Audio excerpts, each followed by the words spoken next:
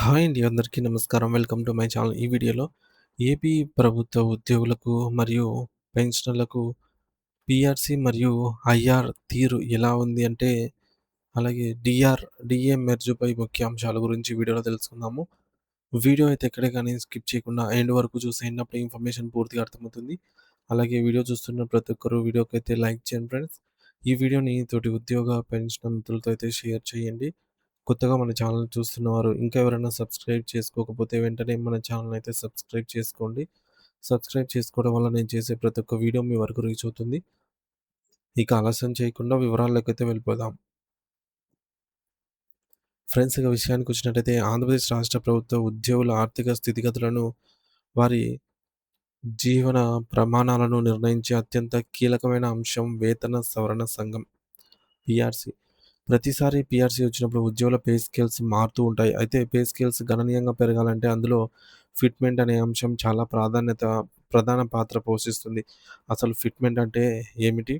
పాత జీతానికి అదనంగా కలిపి ఒక నిర్ణీత శాతమే అదనపు మొత్తము.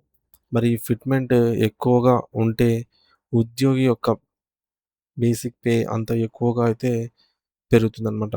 సో, ఫిట్‌మెంట్ ఎంత ఎక్కువ ఉంటే అంత. మనం గనక ఆంధ్రప్రదేశ్ పీఆర్‌సీ చరిత్రను ఒకసారి తెరిచి చూస్తే మనకు ఆసక్తికరమైన విషయాలు తెలుస్తాయి. 1986వ సంవత్సరంలో, సంవత్సరానికి ముందు అసలు మన వ్యవస్థలో ఫిట్‌మెంట్ అనే మాటే ఉండేది కాదు. అప్పట్లో కేవలం కరువు భత్యం అంటే డీఏ మాత్రమే బేసిక్ పేలో మెర్జ్ చేసేవారు. అంతే తప్ప అదనంగా ఎటువంటి శాతం కలిపి ఇచ్చేవారు కాదు. ఆ సమయంలో 1978 పీఆర్‌సీ నిబంధన ప్రకారంగా ఆటోమేటిక్ అడ్వాన్స్‌మెంట్ స్కేల్ ఏఏఎస్ విధానం ఉండేది. దీని ప్రకారంగా ఒకే పోస్ట్‌లో ఉండి పదోన్నతి లేని వారికి 10 ఏళ్ళు, 15 ఏళ్ళు, 22 ఏళ్ల సర్వీస్‌ను పూర్తయినప్పుడు అదనపు ఇంక్రిమెంట్‌లు ఇచ్చేవారు. అప్పట్లో మహిళా ఉద్యోగులకు ప్రసూతి సెలవులు 3 నెలలు మాత్రమే, 90 రోజులు మాత్రమే ఉండేవి. మరి ఈ పాత పద్ధతులకు స్వస్తి పలికి ఉద్యోగుల వేతనాలలో విప్లవాత్మక మార్పులు తెచ్చినటువంటి ఘనత నందమూరి తారక రామారావు గారు, స్వర్గీయ ఎన్టీఆర్ గారికి దక్కుతుంది. 1986వ సంవత్సరంలో ఆయన ముఖ్యమంత్రిగా ఉన్నప్పుడు మొట్టమొదటిసారిగా పీఆర్సీలో ఫిట్‌మెంట్ ఫ్యాక్టర్ అనే సరికొత్త విధానాన్ని ప్రవేశపెట్టారు. అప్పట్లో ఆయన ఉద్యోగులకు 10% మాత్రమే ఫిట్‌మెంట్ మంజూరు చేశారు. దీనివల్ల ఉద్యోగుల బేసిక్ పేలో మొట్టమొదటిసారిగా అదనపు పెరుగుదల కనిపించింది. ఎన్టీఆర్ గారి హయాంలో మరో విశేషం ఏమిటంటే, ఎటువంటి నోషనల్ పీరియడ్ అనేది ఉండేది కాదు.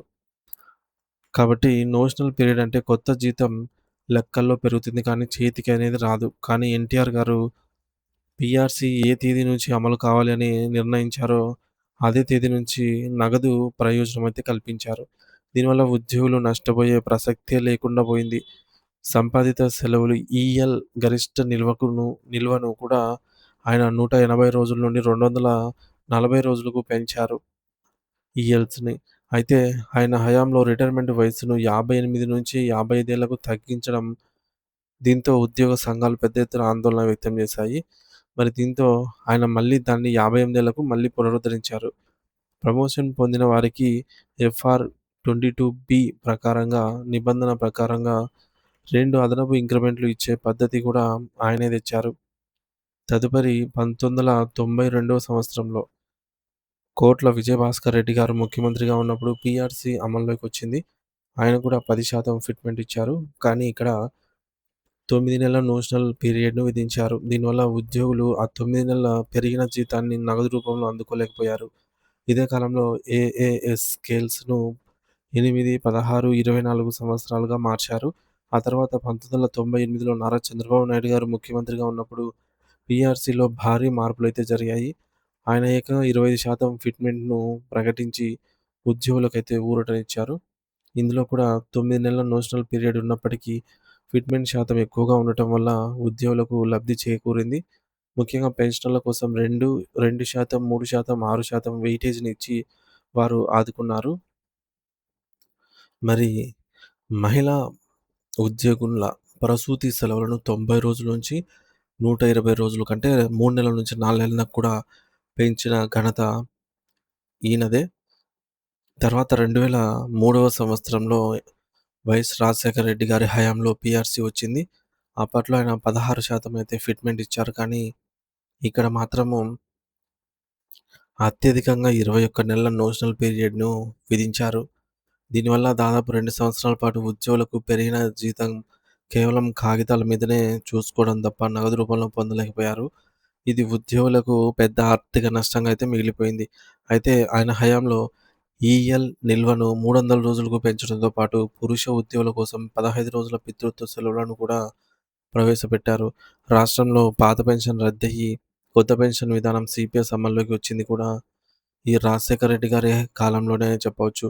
ఇక 2008లో రోసయ్య గారు ముఖ్యమంత్రిగా ఉన్నప్పుడు 39% అనే ఒక భారీ ఫిట్‌మెంట్‌ను ప్రకటించారు.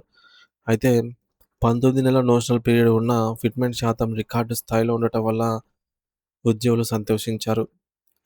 తర్వాత ఆటోమేటిక్ అడ్వాన్స్‌మెంట్ స్కీమ్ ఏఏఎస్‌ని 6, 12, 18, 24 సంవత్సరాలుగా కూడా మార్చింది ఈ కాలంలోనే. ఇక హెచ్ఆర్ఏ స్లాబ్‌లను 12%, 14.5%, 20%గా నిర్ణయించడంతో పాటు ప్రసూతి సెలవులను 180 రోజులు అంటే 6 నెలలకు పెంచారు. 80 ఏళ్లు దాటిన పెన్షనర్లకు అదనపు పెన్షన్ ఇచ్చే విధానాన్ని కూడా రోషయ్య గారే తెచ్చారు. మరి